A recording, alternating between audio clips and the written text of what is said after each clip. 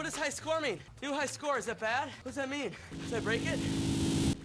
Hello everyone and welcome to Veteran Gaming Raid Shadow Legends. I am Aaron, and tonight we're doing the next installment in the complete beginner's guide to Raid Shadow Legends.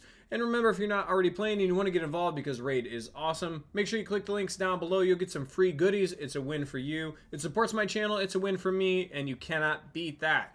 So the next step we're going to talk about inside of Raid tonight are your campaigns, and we're going to just touch on pretty much every aspect of them real briefly so that you don't have any questions when you go in and begin.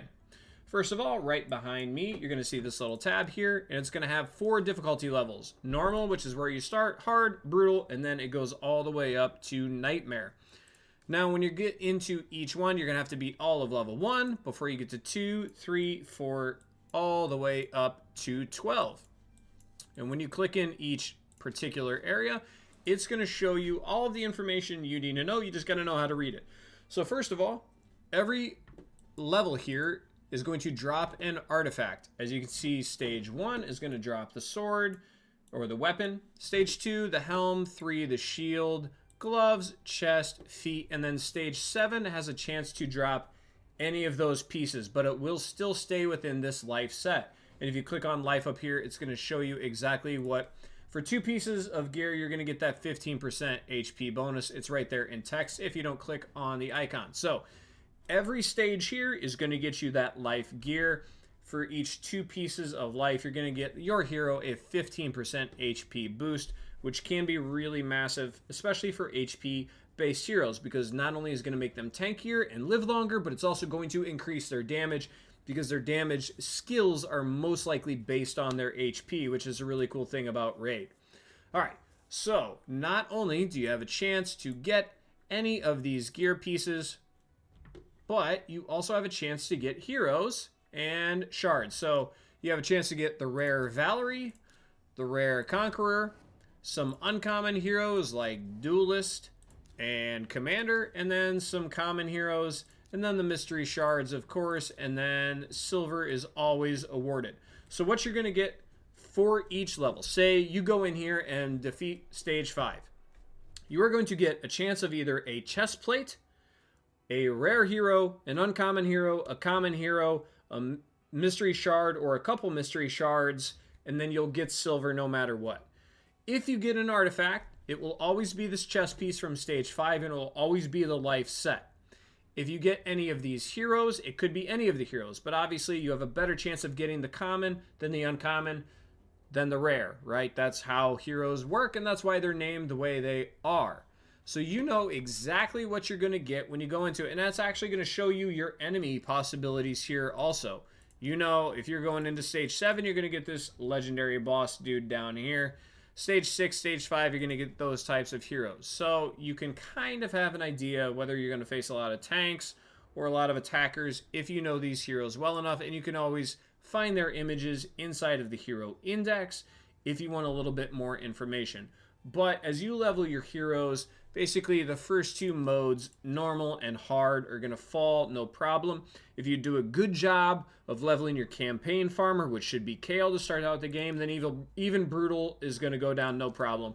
Nightmare is where you got to start building out your roster a little bit and get some help from some legendaries to go ahead and knock out all of the stars to get all of your rewards down here on the bottom. So let's talk about that also real quick.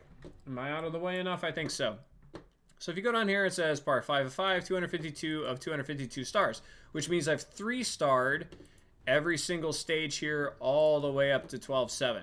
If you go into your info here, it's going to tell you how to get 3 stars. 1 star is just to clear the stage. 2 is if you clear the stage without losing a champion. And then 3 stars to clear with 2 or fewer champions in less than 10 minutes without losing a champion. So not only does the difficulty go up quite a bit, but at Nightmare, to get 3 stars on all of these events, you only have to do it with 2 heroes, or you can only do it with 2 heroes, and it has to take less than 10 minutes. So if you got an ultimate death might that just cannot be killed, but also essentially like scratches the opponent every time, then you're not going to get it done in 10 minutes, and it's not going to count. So I actually left off farming in Nightmare just because Brutal is where you're going to spend most of your campaign energy to farm your food champions. Nightmare is just kind of I don't know, a cherry on top. You're going to get a sacred shard once you get it all done. But frankly, you're not going to spend any of your farming energy in Nightmare. The cost of energy to experience gained ratio is not optimal. Once you get your brutal 12-3 where you can farm, that's where you're going to do all of your farming. It's actually a tiny bit more experience, I think, for like 12-6, but everybody pretty much considers 12-3 to be the best farming stage because you get the shield, which actually sells for a little bit more than any other piece of gear. So 12-3 brutal is where you're going to want to spend all of your campaign energy once you have it unlocked to farm up food champions and move your heroes up to level 60. If you're not familiar with that process, please check out the video I've already placed about getting champions leveled up, because 12-3 is the place to be. And it's the same thing for 12-3, right? You have a chance of getting rare heroes, uncommon heroes.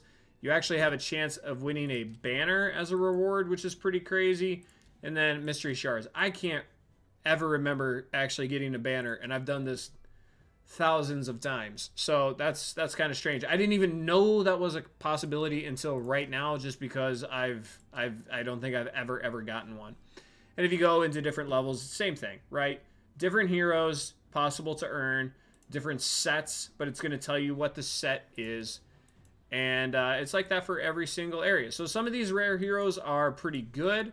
Like Diabolist right here is actually pretty decent, pretty solid. No, that's trash. Yeah, Executioner here, not too horrendous. If you need life steal gear, which is really good for your campaign farmer, you're going to want to go for Valdemar's Strait. And you're also going to get the lifestyle or the lifesteal, and then the Templar here is actually not too horrendous. Most of the time, I'm either going in 12-3, or I'm going, if it like the daily missions, the daily quests have you facing a campaign boss, then I typically will go here in speed, because speed I think is probably the most used set piece as far as like the beginner 2-piece set pieces go. Lifesteal can be used for your farmer and a couple others, but it takes 4 sets. So most of the time, or 4 pieces to make the set, most of the time I go in here for speed for this one, because the speed stuff is really good. Every hero needs speed in a turn-based hero collecting strategy game such as this. So there you go. That's pretty much everything you need to know about campaign. Knock out the stars when you can. No big deal. Make sure you get your campaign farmer where he can farm 12-3. Just as an example here, I have my campaign farmer, and then I have my food champions. And if I were to throw in one more, I would throw in something like that. But again, I made a whole video on that. Check that out if you need that information. But there you go. That's everything you need for campaigns. Hopefully this video was helpful. If it was, please leave me some comments, some feedback down below. Give me a big thumbs up. Don't forget to subscribe to the channel so you don't miss upcoming content. And as always, have fun. Good luck. So I got that going for me, which is nice.